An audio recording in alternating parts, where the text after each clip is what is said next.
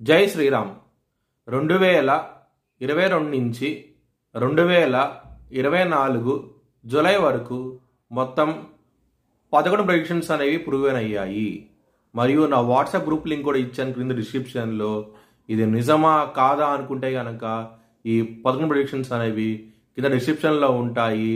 మీరు చెక్ చేసి నిజమైతేనే నా వాట్సాప్ గ్రూప్ లింక్ యాడ్ అవ్వండి మరియు నా ఛానల్ని సబ్స్క్రైబ్ చేసుకోండి. మీనరాశికి అధిపతి గురువు. మీనరాశిలో రేవతి 4 పాదాలు, ఉత్తరాభాద్ర 4 పాదాలు, పూర్వభాద్ర 4వ పాదం ఉంటుంది.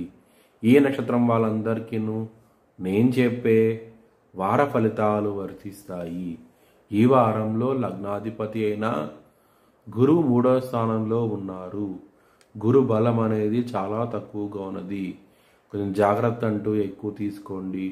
ముఖ్యంగా ధనపరంగా మాత్రం ఇబ్బందికరంగా ఉండబోతోంది. ఈ వారంలో 6వ స్థానంలో సూర్యుడు బుధుడు ఉన్నారు. శత్రువులు నశిస్తారు, చాలా ఆనందంగా ఉంటారు.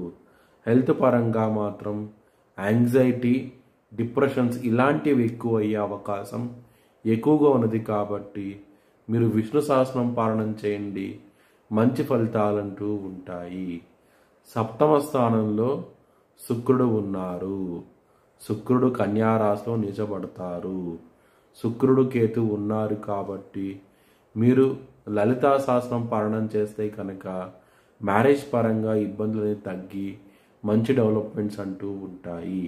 కోర్టు కేసులు మీకు వ్యతిరేక తీర్పు వచ్చే అవకాశం ఎక్కువగా ఉన్నది. కొంచెం జాగ్రత్తగా ఉండండి.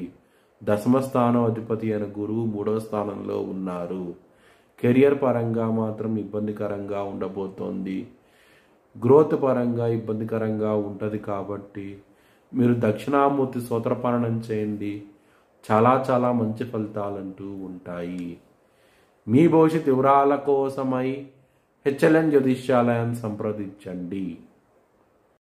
2024 భారత్ ప్రైమ్ మినిస్టర్గా నరేంద్ర మోడీ రీఎలక్ట్ అవుతాడని చెప్పి నేను మార్చ్ 2022లో చెప్పడం జరిగింది. అది ఈ నెల ప్రూవ్ అయ్యింది. Thanks for watching this video. Please like, share and subscribe my channel.